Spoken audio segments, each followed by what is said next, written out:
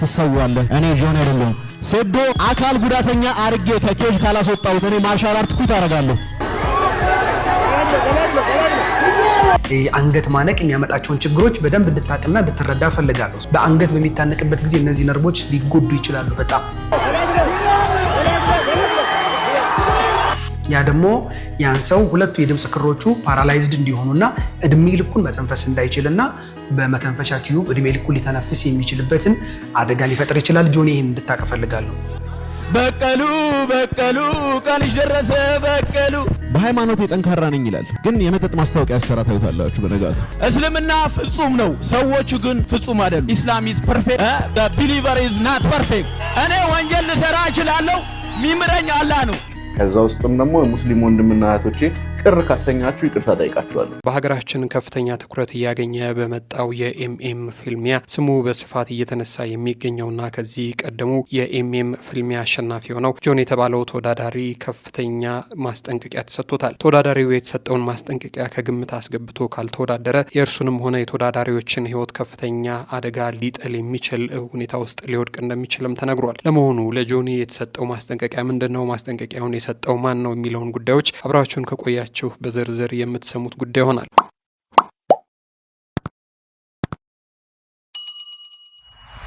በጻድቃኔ ማርያም ገዳም ለሱባኤና ለጸሎት ከአራቱም አቅጣጫ የተሰበሰቡ ምዕመናን የዕለቱን ትምህርተ ወንጌል እየሰሙ ሳለ በትላንትናው ዕለት በተከሰተባቸው እጅግ አሳዛኝ ዜና የኦርቶዶክስ እምነት ተከታይ ምዕመናንን ልብ የሰበረ ክስተት ሆኗል። ክስተቱ ምዕመናን ላይ እንዲህ ባለ መልኩ መድረሱ እጅግ በጣም የሚያስደነግጥም የሚያሳዝንም ነው። ወንጌልን እየሰሙ በነበረበት ሰዓት መሆኑ ደግሞ ነገሩን የከፋ አድርጎታል። ከዚህ ጉዳይ ጋር ተያይዞ ብዙዎች የልብ ሐዘኖቻቸውን እየገለጹ ይገኛሉ። በጻድቃኔ ማርያም ምንድን ነበር የተፈጠረው? የህይወታቸው ያለፉ ምዕመናንስ ምን ያህል ናቸው? የአካል ጉዳት የደረሰባቸውስ ምን ያህል ይደርሳሉ? የሚለውንና ከዚህ ጉዳይ ጋር ተያይዞ አንዳንድ አባቶች የሰጡትን የሀዘን መግለጫም ወደ እናንተ የምናደርስ ይሆናል። ከዚህ ቀደም አንጋፋውን ድምፃዊ ቴዎድሮስ ካሳሁንን ጨምሮ እጅግ በጣም ብዙ ታዋቂ ኢትዮጵያውያንና እንዲሁም ደግሞ ተጽዕኖ ፈጣሪዎችን ወደ ዓለም እውቅና የሚያደርስ መድረክ የተባለለትን ሽልማት ሊሸለም መሆኑ ተሰምቷል። ይህም ለወጣቱ ቲክቶከር ለአዶናይ ሌላ የስኬትና የእውቅና መንገድ ነው ተብሎ እየተገመተም ይገኛል። ለመሆኑ ታዋቂው ቲክቶከር ይሸለማል የተባለው ሽልማት ምንድን ነው? ይሸለማል የተባለው ይህ የቢቂላ አዋርድ ምንድን ነው? እነማንስ አብረውት ይሸለማሉ? ሽልማቱ የት ይካሄዳል? ከዚህ ቀደም ደግሞ እነማን ተሸልመውት ነበር? የሚለውን ጉዳይም አብራችሁን ከቆያችሁ በዝርዝር የምንነግራችሁ ጉዳይ ይሆናል። ከሰሞኑ ከአርቲስት ነጻነት ወርቅነህ ቤተሰቦች ጋር ተያይዞ በማህበራዊ ሚዲያ ላይ የተሰራጨውና እኛም በትላንትና ዘገባችን ያደረስናችሁ መረጃ አለ። ከዚህ ጉዳይ ጋር ተያይዞ የነጻነት ወርቅነህ እህትና ወንድሞች ታስረው በሕግ ጥላ ስር እንደሚገኙም ነግረናቸው ነበረ። ታዲያ በትላንትናው ዕለት ፍርድ ቤት ቀርበው ነበረ። ፍርድ ቤቱ ምን አላቸው? ምን ወሰነ? የተሰጣቸውስ የጊዜ ቀጠሮ ምንድን ነው? የሚለውንና ሌሎች ጉዳዮችንም እስከ ፕሮግራማችን ፍጻሜ ድረስ አብራችሁን ከቆያችሁ በዝርዝር የምንነግራችሁ ይሆናል። የምንወዳቸውና የምናከብራችሁ የጊዜ ሚዲያ ቤተሰቦች እንዴት አላችሁ? በያላችሁበት የዓለም ጫፍ በያላችሁበት የአገር ጥግ ሁሉ ሰላም፣ ፍቅር፣ ጤና ትሆኑ ዘንድ ዞትራ ምኞታችን ነው። ኤልያስ ደግነት ነኝ። የምትከታተሉት ጊዜ ሚዲያ ነው። በዛሬ መሰናዷችን እነዚህንና ሌሎች ለእናንተ ይመጥናሉ ያልናቸውን መረጃዎች ይዘንላችሁ ቀርበናል። እስከ ፕሮግራማችን ፍጻሜ ድረስ አብራችሁን ቆዩና መሰናዷችንን ተከታተሉልን። ታዲያ በቆይታችሁ ጊዜ ሚዲያን ሰብስክራይብ ሳታደርጉ የምትመለከቱን ካላችሁ ሰብስክራይብ እያደረጋችሁ ቤተሰብ እንድታደርጉንና ለ100 ሺህ እንድታስጠጉን በትህትና እንጠይቃለን። አብራችሁን ቆዩ።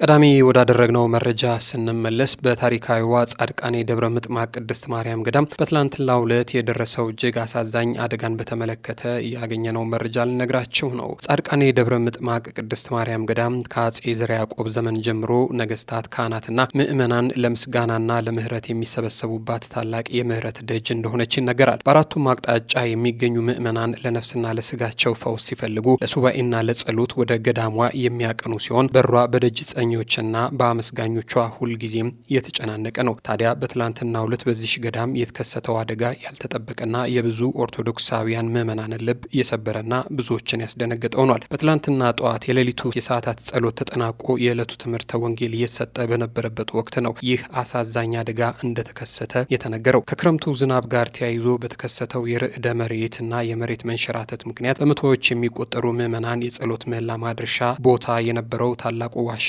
ተደርምሶ አደጋ መድረሱን የተሰማው። ወንጌል እየሰሙ በነበሩ ምዕመናን ላይ ዋሻው በመደርመሱ ምክንያት እስካሁን በደረሰን መረጃ መሰረት ዋሻው በመደርመሱ ምክንያት እስካሁን በተደረገው የቁፋሮና የፍለጋ ስራ ቁጥራቸው ወደ 14 የሚጠጉ ምዕመናን ህይወታቸው ማለፉ ታውቋል። እልፍ ሲልም 5 ምዕመናን ደግሞ ከባድና ቀላል የአካል ጉዳት እንደደረሰባቸው ነው መረጃዎች የሚጠቁሙት። ታዲያ ከዚህ ጋር ተያይዞ የተወሰዱ አንዳንድ እርምጃዎችና የአስክሬን የሽኝት ፕሮግራሞችም ነበሩ። አደጋው እንደደረሰ የሰሜን ሸዋ ሀገረ ስብከት ሊቀ ጳጳስ ብፁዕ አቡነ ቀሌምጤዎስ ሙሉ የሀገረ ስብከቱን ሰራተኞች ይዘው በቦታው በመገኘት ጥልቅ ሐዘናቸውን ገልጸው አባታዊ አገልግሎት በመስጠት ጀምረው ነበረ። ህይወታቸውን ያጡት ምዕመናንን ቤተሰቦቻቸው የተገኙላቸውን ደግሞ ወደ የቤተሰቦቻቸው በብፁዕነታቸው ሽኝትም ተደርጎላቸዋል። ቤተሰብ ያልተገኘላቸው ደግሞ ገዳሙ ባዘጋጀው የመቃብር ስፍራ አስክሬናቸው በክብር እንዲያርፍም ተደርጓል። ታዲያ ከዚህ ጋር ተያይዞ ብፁዕ አቡነ ኤልያስም የጋሞና አካባቢ የጎፋና የባስኬቶ አገረ ስብከት ሊቀ ጳጳስና የቅዱስ ሲኖዶስ አባልም የሀዘን መግለጫቸውን ልከዋል። የሀዘን መግለጫቸውን ሲጀምሩ እንዲህ ነው ያሉት። አምላካችን መጠጊያችንና ኃይላችን ባገኘን በታላቅ መከራም ረዳታችን ነው። በሰሜን ሸዋ አገረ ስብከት በታላቋ ጻድቃኔ ደብረ ምጥማቅ ቅድስት ማርያም ገዳም ከክረምቱ ዝናብ ጋር ተያይዞ በተከሰተው የመሬት መንሸራተት አደጋ በምዕመናን ላይ የደረሰው ጉዳት ልባችን በጽኑ አዝኗል። ለጸበልና ለሱባኤ ተገኝተው ሳለ በተከሰተው በዚህ ድንገተኛ አደጋ ህይወታቸውን ላጡ ወገኖቻችን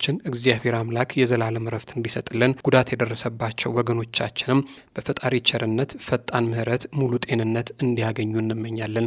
ለቤተሰቦቻቸው፣ ለገዳሙ ማህበረሰብ እንዲሁም በቦታው ተገኝተው አባታዊ አገልግሎት በመስጠት ላይ ለሚገኙ ለብፁዕ አቡነ ቀሌምጤዎስና ለሰሜን ሸዋ ሀገረ ስብከት በእኔና በሀገረ ስብከታችን ስም መጽናናትን እንመኛለን። እግዚአብሔር አምላክ ሀገራችንና ህዝባችንን ከአደጋ ሁሉ ይጠብቅልን፣ ያዘኑትን ያጽናናልን ሲሉ ብፁዕነታቸው የተሰማቸውን የሀዘን መግለጫ አድርሰዋል። እኛም ህይወታቸውን ላጡ ምዕመናን ፈጣሪ ነፍሳቸውን በቀኝ እንዲያስቀምጥ፣ ለቤተሰቦቻቸው መጽናናትን እንዲሰጥ፣ አካላዊ ጉዳት የደረሰባቸውን ደግሞ እንዲያገግሙ ምኞታችን ነው። ወደ ሌላ መረጃችን እንሂድ።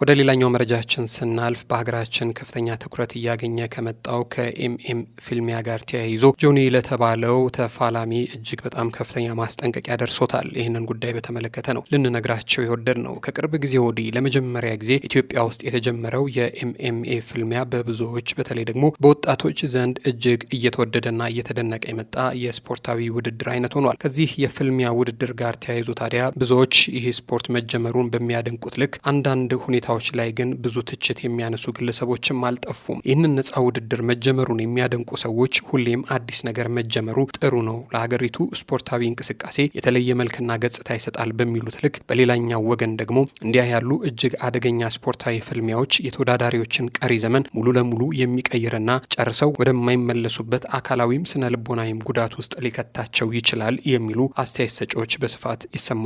ከዚህ ጎን ለጎንም የተወዳዳሪዎቹን ስፖርታዊ ስነ ምግባር እያነሱ ጉዳዩን የሚተቹም አልጠፉም። ለምሳሌ ከዚህ በፊት ለመጀመሪያ ጊዜ በተካሄደው የኤምኤም ስፖርታዊ ውድድር ላይ ተጋጣሚዎቹን ፊት ለፊት በማገናኘት ወይም ፌስ ቱ ፌስ በሚሉት የግንኙነት ጊዜ ጆኒ የተባለ ተፋላሚ ንቃተ ህሊና የተባለውን ባላንጣው ላይ የእንቁላል ጥፊ ፊቱ ላይ ማሳረፉ በብዙ ሲያስተቸው ነበረ። በዚህኛው ውድድር ደግሞ ቀድሞ እንዲህ ያለ ያልተገባ ነገር የተፈጸመበት ንቃተ ህሊና የተባለው ተወዳዳሪም በበኩሉ ሌላኛውን ተወዳዳሪ ሳያስበው በጥፊ ሊመታውና ረብሻ ሊነሳ ችሏል። እርግጥ እንዲህ ያለው ነገር የተጋጣሚን ስነ ልቦና ለመስረቅ ውድድሩን በእልህና በንዴት እልፍ ብሎም በህዝብ ዘንድ በጉጉት እንዲጠበቅ ያደርገዋል የሚል ሀሳብ ቢሰጥበትም ቅሉ ስፖርታዊው ስነ ምግባር ግን ይህንን አይደግፍም፣ ወዴት አለ ስነ ምግባራቸው እየተባለም እየተነሳባቸውም ይገኛል። በተመሳሳይ መልኩ የሁለተኛ ዙሩ ተወዳዳሪዎቹ ራሱ ጆኒና ሴዶ የተባለው ቲክቶከርና ማርሻል አርቲስት በችግኝ ተከላ ወቅት ተገናኝተው የአገር መከላከያ ሰራዊት ባለበት ቦታ መንገድ ላይ ለመደባደብ መሞከራቸው ብዙ ትችት አስነስቶባቸው ነበር። በሌላ አንጻር ደግሞ ደግሞ ተወዳዳሪዎቹ ይህንን የሚያደርጉት ሆን ብለው ነው፣ ተነጋግረው ተመካክረው ነው፣ ሰው ፍልሚያቸውን በጉጉት እንዲጠብቀው ነው የሚሉም አልጠፉም። የሆነ ሆኖ ግን ለረጅም ጊዜ በማህበራዊ ሚዲያ ላይ ሲዛዛቱ የቆዩት የሁለቱ ማለትም ሴዶና የጆኒ ታላቅ የኤምኤም ፍልሚያ የፊታችን ነሐሴ 21 ቀን ሊካሄድ ቀነቀጠሮ ተቆርጦለታል። የኢትዮጵያ የማርሻል አርቲስትና የቦክስ ስፖርት አቅም ለዓለም ለማሳየት ያለመው የአድዋ ፋይት ናይት 2 ታላቅ የውድድር ምሽት ነሐሴ 21 ቀን እንደሚካሄድ በትላንትናው ዕለት በተሰጠው ጋዜጣዊ መግለጫ ይፋ ሆኗል። ታዲያ በስፖርት አፍቃሪዎች ዘንድ በከፍተኛ ጉጉት የሚጠበቀው ዋና ግጥሚያ በጆኒና በሴዶ መካከል የሚደረገው ይህ የፍልሚያ ሁኔታ ብዙዎች በጉጉት እየጠበቁት ይገኛሉ። በትላንትናው ዕለት በተደረገው የፊት ለፊት ፍጥጫ ወይም ደግሞ ፌስ ቱ ፌስ ሁለቱም ተወዳዳሪዎች የማሸነፍና ሙሉ በሙሉ በራስ መተማመናቸውን ሲያሳዩና እልፍ ብሎም አንዳቸውን ያበሽቃል ወይንም ደግሞ ስነልቦናቸውን ይሰርቃል የሚሉትን የቃላት ውርጅብኝ ሲያወርዱ ተስተውሏል። በሃይማኖት ጠንካራ ነኝ ይላል፣ ግን የመጠጥ ማስታወቂያ ያሰራ ታዩታላችሁ። በነጋቱ እስልምና ፍጹም ነው፣ ሰዎቹ ግን ፍጹም አይደሉም። ኢስላም ኢዝ ፐርፌክት the believer is not perfect። እኔ ወንጀል ልሰራ እችላለሁ፣ ሚምረኝ አላህ ነው። ትሰዋለህ፣ እኔ ጆን አይደለሁም። ሴዶ አካል ጉዳተኛ አርጌ ከኬጅ ካላስወጣሁት እኔ ማርሻል አርት ኩት አደርጋለሁ። በቀሉ ቀንሽ ደረሰ በቀሉ ቀንሽ ደረሰ በቀሉ። ዋትስአፕ ጋይስ እንዴት ናችሁ? ትናንትና እንግዲህ እንደምትመለከቱት የኢቲኤፍሲ2 ፕሬስ ኮንፈረንስ ላይ በጣም ከባድ ግርግር ተፈጥሯል። እኔም ደግሞ በውስጥ መስመር አብዛኛዎቻችሁ ቅሬታ አንስታችሁልኝ ነበር። ናው እኔ ለማለት የፈለኩት እና በግልጽ መንገድ ላይም ኤክስፕሌን አድርጌላችሁ ነበር እዛ ላይ ግን አብዛኛው ሰው የወሰደበት ወይ ደግሞ ያየበት መንገድ ይለያል። ከዛ ውስጥም ደግሞ ሙስሊም ወንድምና እህቶቼ ቅር ካሰኛችሁ ይቅርታ ጠይቃችኋለሁ። ግን ያልኩትን ግልጽ አድርጌ ላብራራላችሁ ምንም አይነት ኮንፊውዥን እንዳይፈጠር። እኔ ሃይማኖት ወይ ከማንም አይነት ማህበረሰብ ጋር መነካካት ፕላንም ፍላጎትም የለኝም። አታክም አላደረኩም። እኔ ሴዶን እንደ ኢንዲቪጁዋል እንደ ግለሰብ በሃይማኖቴ ጠንካራ ነኝ ትላለህ፣ ግን ሃይማኖትህ የማይፈቅዳቸውን ነገሮች በግልጽ ፐብሊክሊ ስታደርግ እናያለን። እኔ ያልኩት ሃይማኖቱ የሰጣቸውን መመሪያዎች አንተ አትከተልም። እናንተ ብቁ የሆንክ ሰው አይደለህም። እንደ ግለሰብ አይምሮ ውስጥ ለመግባት የሚደረግ የማይንድ ጌም ጨዋታ ነው። በፕሬስ ኮንፈረንስ ወይ ደግሞ ፋይት ሲዘጋጅ የሚደረግ ያለ ነገር። እኔ በሙላ ተከታዮቼ ሙስሊም ክርስቲያኑም ሁላችሁንም ወዳችኋለሁ። ሁላችንም ኢትዮጵያዊዎች ነን። ሁላችንም የአንድ ሀገር ልጆች ነን። ግን ኢንዲቪጁዋሊ ምንም አይነት ሃይማኖት ሳይነካ ነው ይሄን ትችት ያቀረብኩት። ፋይት ላይ የትም ሀገር የተለመደ ነገር ነው። እኛ የሀገራችንን ካልቸር ባልነካ መንገድ ነው ይሄን መልእክት ያስተላለፍኩት ብዬ አሳስባለሁ። እሱም ደግሞ ሴዶ ራሱ ይረዳዋል። this is not something እሱን ሾክ ያደረገው ተዘጋጅቶበት ነበር የመጣው። ይሄን እንደማነሳ ስለጠበቀ ወይ ደግሞ የሱ ቲሞች ከዚህ በፊት ያለበት ድክመት ነው ብሎ ስላሰቡ ተመራምሮ ተዘጋጅቶበት ነው የመጣው። ከሃይማኖት ጋር ምንም የተያያዘ ቢፍ የለንም።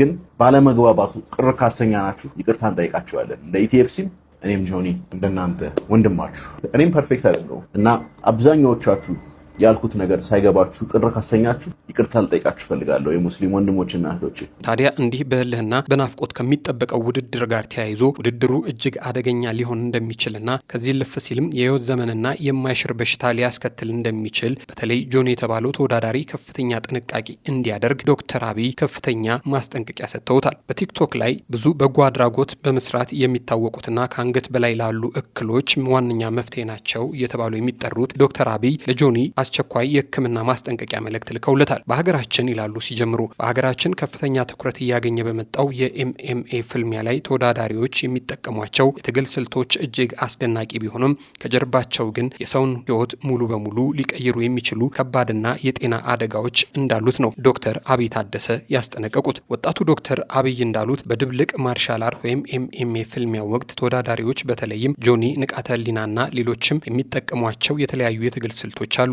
ጆኒ እንደምታውቁት ተጋጣሚዎቹን በመያዝ ወይም ደግሞ ግራፕ በማድረግና አንገት በማነቅ የሚታወቅ ተወዳዳሪ ነው። ለጆኒና ለመሰል ተወዳዳሪዎች መልካም አጋጣሚውን ተፎካክረው እንዳያሸንፉ እየተመኘው በአንገት መታነቅ ምክንያት በተጋጣሚዎች ላይ ሊደርሱ የሚችሉ ከባድ የጤና አደጋዎችን በጥንቃቄ እንድትረዱትና እንድትጠነቀቁት ጥቂት የሕክምና ምክሮችን ማጋራት እወዳለሁ ይላሉ። ዶክተር አብይ እንዳሉት ከሆነ አንገት በሚታነቅበት ጊዜ ሊከሰቱ የሚችሉ ከባድ የጤና አደጋዎችን ሲያብራሩ የነርቭ ጉዳትና የድምፅ አውታር መቀነስ መነቃነቅ ወይም ነርቭ ዳሜጅ በአንገታችን በስተግራና በስተቀኝ በቀጥታ የሚያልፉ የአካላችን ዋና ነርቮች አሉ። እነሱ ሊጎዳ ይችላል። አንገት በኃይል በሚታነቅበት ጊዜ እነዚህ ነርቮች ሊጎዱ ይችላሉ። ነርቮቹ ከተጎዱ ደግሞ የሰውየው ሁለት የድምፅ አውታሮች መስራት ሊያቆሙ ይችላሉ ወይም ደግሞ ፓራላይዝድ ይሆናሉ።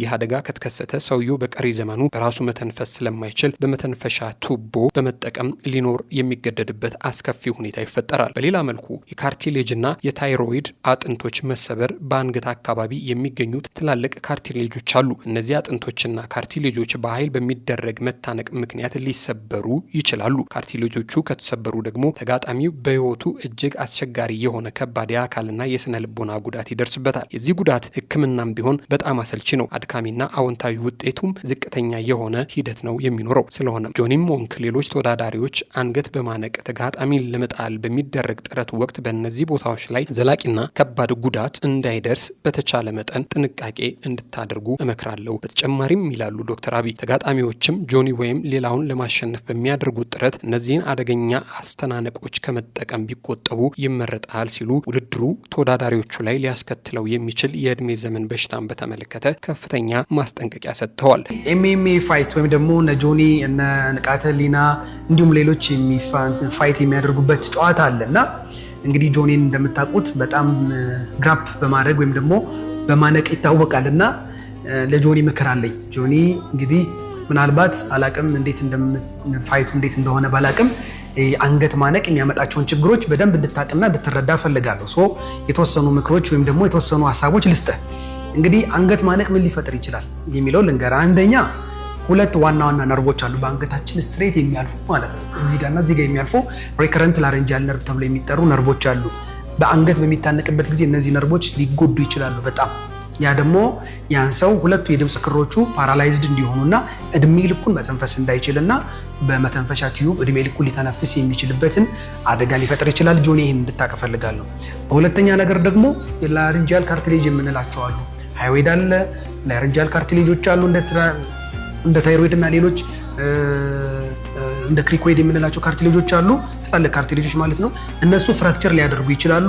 ያ ፍራክቸር ካደረገ ደግሞ በህይወቱ አንድ ሰው ኤክስፒሪየንስ ሊያደርገው የማይገባ አይነት ትራውማ ነው የሚሆነው እና ይሄ አደጋ ደግሞ ሕክምናውን በጣም አሰልቺ አድካሚ የሆነ ፕላስ ደግሞ ብዙም አስደሳችም ያልሆነ ጥሩ አውትካም የሌለው እድሜ ልካቸውን በትራኪስቶሚ ቲዩብ ሊቀጥል የሚችል አይነት አደጋ ልታደርስባቸው ትችላለህና እንደው ሌላውን ነገር ትተን ነው ደም ስራቸው ላይ ሊደርስ የሚችለውን ነገር ትተን ስፔሻሊ ወደ ካሮቲድ አርተሪ ላይ ሊደርስ የሚችለውን ነገር በሙሉ ትተን እዚህ ሁለቱ ነገሮች ላይ ግን ሊፈጠሩ የሚችሉ ነገሮች የአንድን ሰው ህይወት ሙሉ በሙሉ ሊቀይሩት ይችላሉና እባክህን አንገታቸው ማነቅ በምትፈልግበት ጊዜ እነዚህ ነገሮች እንደማይጎዱ በተቻለ መጠን ሜክ ሹር ለማለት እፈልጋለሁ። አመሰግናለሁ። ይጠቅማል ብዬ አስባለሁ። የምክር ለተጋጣሚዎችም ለአንተም ጭምር ማለት ነው። ምናልባትም ደግሞ እንደዚሁ አንተንም ደግሞ ካውንተር አደርጋለሁ ብሎ የሚያስብ ካለና ግራፕ የሚያደርግ ካለም ይህንን ነገር ላለማድረግ ቢሞክሩ በጣም ጥሩ ነው ብዬ አስባለሁ። በጣም እውነት ለመናገር በጣም አስቀያሚ የሚባሉ የጉዳት አይነቶች ስለሆኑ ማለት ነው። ዶክተር አብይ ነኝ ከኤሊት አንገት በላይ ቀዶ ሕክምና ማዕከል። ይጠቅማቸዋል ብዬ አስባለሁ። ሼር አድርጉላቸው። ደህና ሁኑ።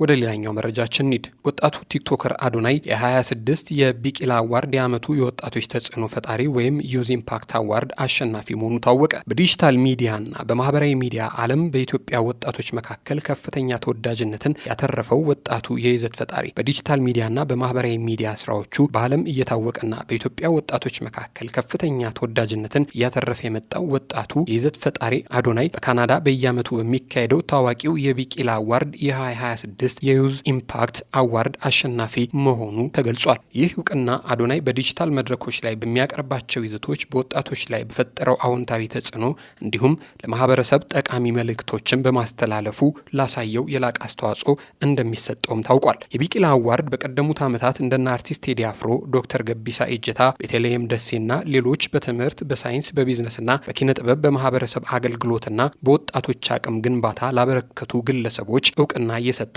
የክብር ሽልማት መሆኑ ይታወቃል። በመሆኑም አዶናይ ይህንን ሽልማት መቀበሉ በዲጂታል ዘርፍ ያሳየው ተጽዕኖ በዓለም አቀፍ ደረጃ እውቅና እያገኘ መሆኑንም ያሳያል። ወጣቱ ቲክቶከር አዶናይ ከዚህ ቀደም እንደነ ቴድሮስ እንደነ ቴዲ አፍሮ ያገኙትን ታዋቂውን የቢቂላ አዋርድ የዓመቱ የወጣቶች ተጽዕኖ ፈጣሪ አሸናፊ በመባል ነው የሚወስደው። ባለፉት 10 ዓመታት የማህበራዊ ሚዲያ እድገት የመገናኛ ዘርፉን በእጅጉ እንደቀየረው ይነገራል። ታዲያ በአንድ ወቅት በቴሌቪዥን በሬዲዮ ወይም በጋዜጣ ብቻ የሚገኝ ተጽዕኖ ፈጣሪነት ዛሬ በአንድ ስልክና በፈጠራ ሀሳብ ወደ ሚሊዮን ሰዎች መድረስ ችሏል። በተለይ በቲክቶክ በዓለም ላይ ከ1.5 ቢሊዮን በላይ ወርሃዊ ተጠቃሚዎች ያሉት መድረክ ሲሆን በኢትዮጵያም በወጣቶች መካከል በፍጥነት እያደገ የሚገኝ የመገናኛ መሳሪያ ሆኗል። በዚህ መድረክ ላይ የሚሰሩ የይዘት ፈጠራዎች መዝናኛ ብቻ ሳይሆኑ ትምህርት፣ ንግድ፣ የጤና ግንዛቤ፣ የስራ ፈጠራና ማህበራዊ ጉዳዮችንም ያቀርባል። ታዲያ በዚህ ውድድር ውስጥ ነው አዶናይ በወጣቶች ዘንድ የተለየ ተወዳጅነት ማግኘትና አሁን ደግሞ በዓለም አቀፍ የኢትዮጵያውያን ተቋም እውቅና ማግኘት የቻለው። ለዘርፉ ትልቅ እምርታ እንደሆነም ይነገራል። የቢቂላ አዋርድ ምን ማለት ነው? ቢቂላ አዋርድ ስሙን የወሰደው በ1960 በሮምና በ1964 በቶኪዮ ኦሎምፒክ የማራቶን ወርቅ በማሸነፍ ታሪክ ከሰራው ከኢትዮጵያዊው ጀግና አትሌት አበበ ቢቂላ ነው። አበበ ቢቂላ በ1960 ዓ.ም የሮም ኦሎምፒክን ባዶ እግሩን በመሮጥ በማሸነፍ የመጀመሪያው የጥቁር አፍሪካ የኦሎምፒክ የወርቅ ሜዳሊያ አሸናፊ ሆኖ በዓለም ታሪክ የማይረሳ ስፍራ ያገኘ ጀግና አትሌታችን ነው። በዚህ ታሪካዊ ጀግና ስም የተሰየመው ቢቂላ አዋርድ በካናዳ የተመሰረተ ለትርፍ ያልተቋቋመ ድርጅት ሲሆን ኢትዮጵያውያንን የላቀ ስኬት ለማክበር ጣቶችን ለማበረታታትና የትምህርት ድጋፍ ለመስጠትም ይሰራል። በየዓመቱ በሳይንስ፣ በቴክኖሎጂ፣ በጤና፣ በቢዝነስና በጥበብ ልፍ ሲልም በስፖርት፣ በማህበረሰብ አገልግሎትና በትምህርት ከፍተኛ አስተዋጽኦ ላበረከቱ ግለሰቦች ሽልማት የሚሰጥ የሽልማት ድርጅት ነው። በአሁኑ ዘመን ተጽዕኖ የሚፈጥረው ሰው የግድ ፖለቲከኛ፣ የፊልም ተዋናይ ወይም ዘፋኝ ብቻ አይደለም። ዲጂታል ዘመን አዲስ የተጽዕኖ ፈጣሪዎችንም ፈጥሯል። እነዚህ ሰዎች በአጭር ቪዲዮ፣ በፈጠራ ሀሳቦችና በቀጥታ ተከታታዮቻቸው ጋር በሚፈጥሩት ግንኙነት ሚሊዮኖችንም ሊደርሱና ሊያስተምሩ ይችላሉ። ስለዚህ ይህ ሽልማት እነዚህን ወጣቶችም አካቷል። በዚህ ምክንያት እንደ ዩዝ ኢምፓክት አዋርድ ያሉ ሽልማቶች የተጽዕኖ መለኪያው ከባህላዊ መድረኮች ወደ ዲጂታል ዓለም መሸጋገሩንም ያሳዩ ናቸው። የዘንድሮ የ2026 ሽልማት ስነስርዓትን በተመለከተም በተገለጸው መረጃ መሰረት የ2026 የቢቂላ አዋርድ ስነስርዓት መስከረም 26 ቀን 2026 በቶሮንቶ ይካሄዳል። በዝግጅቱም የሀገሪቱ የፓርላማ አባላትም ተገኝተው ንግግር እንደሚያደርጉም ተገልጿል።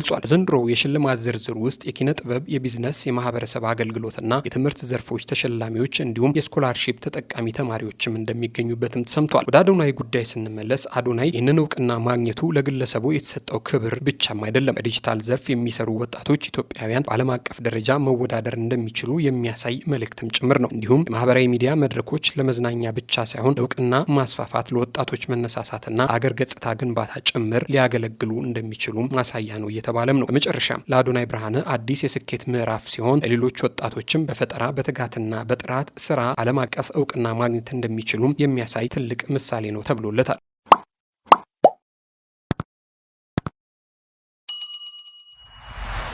ወደ ሌላኛው መረጃችን ስንሻገር ከአንጋፋው አርቲስት ከነጻነት ወርቅነህ ቤተሰቦች ጋር ተያይዞ የነበረውን የፍርድ ቤት ውሎ ልነግራቸው ወደን ነው። ባሳለፍነው ሳምንት ከስም ማጥፋት ጋር ተያይዞ ከቤታቸው በፌዴራል ፖሊስ የተያዙትና በሕግ ጥላ ስር የነበሩት የነጻነት ወርቅነህ እህት መሰረት ወርቅነህና ወንድሙ ወንደሰን ወርቅነህ እስካሁን በሕግ ጥላ ስር መቆየታቸው ይታወቃል። ታዲያ መሰረት ወርቅነህና ወንድሙ ወንደሰን ወርቅነህ ለእስር የተዳረጉት ስም በማጥፋት በሚል ወንጀል እንደሆነም ተሰምቷል። በቴሌቪዥን ፕሮግራም አቅራቢነት በተዋናይነትና በሌሎች የጥበብ ስራዎች ውስጥ ስመጥርና ተወዳጅ ከሆኑ የጥበብ ሰዎች አንዱ የሆነው አርቲስት ነጻነት ወርቅነህ ባደረበት ህመም ምክንያት በድንገት ከዚህ ዓለም በሞት ከተለየ በኋላ ባሉት ጥቂት ቀናት ውስጥ አርቲስቱ በህይወት እያለ ያሳልፋቸው ነበር ከተባሉ የቤተሰብ ችግሮች ጋር ተያይዞ ቤተሰቦቹ ወደ ሚዲያው ብቅ ብለው ነጻነት በብዙ ችግርና መገፋት ልፍ ሲልም በመከፋት ውስጥ ነው ያሳልፈው በማለት ብዙ ሚስጥሮችን አውጥተው ለአደባባይ አስጥተውት ነበረ። ታዲያ እንዲህ ባለው የሚዲያ ቆይታም ወቅት ለነጻነት ህይወት ህልፈትም ሆነ ከበሽታው ጋር ተያይዞ ቶሎ ላለመዳኑ ምክንያት ተጠያቂ ናቸው በሚል የረጅም ጊዜ ወዳጅ እንደሆነ የሚነገርለት አርቲስት አስናቀ ንጉሴንና ባለቤቱን ንጹህ ዘር ደሳለኝን ተጠያቂ ሲያደርጉ ተሰምተዋል። በነጻነት ወርቅነህ ቤተሰቦችና በባለቤቱ እንዲሁም ደግሞ በወዳጁ በአስናቀ መካከል ያለው ነገር ከዛሬ ነገ በእርቅና በይቅርታ ይፈታል ሲባል ቢቆይም ነገሩ ገኖ ወደ ህግ ጥላ ስር ሊደርስ ችሏል። ያለምንም ማስረጃ የሰው ስም አንስተዋል ተከስተዋል በሚል ነው የነጻነት እህት መሰረት ወርቅነህና ወንድምየው ወንደሰን ወርቅነህ ባሳለፍነው ሳምንት ለእስር መዳረጋቸው የተሰማው።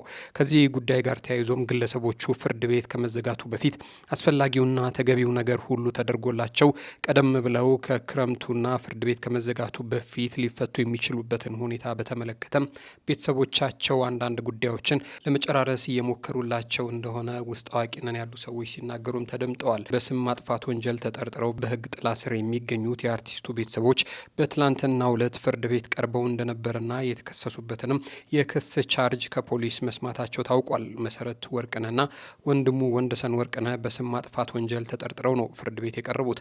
ግለሰቦቹ የተከሰሱት በነጻነት ወርቅነህ ወዳጅ በአርቲስት አስናቀ ንጉሴና በባለቤቱ ንጹህ ዘር ደሳለኝ ነው።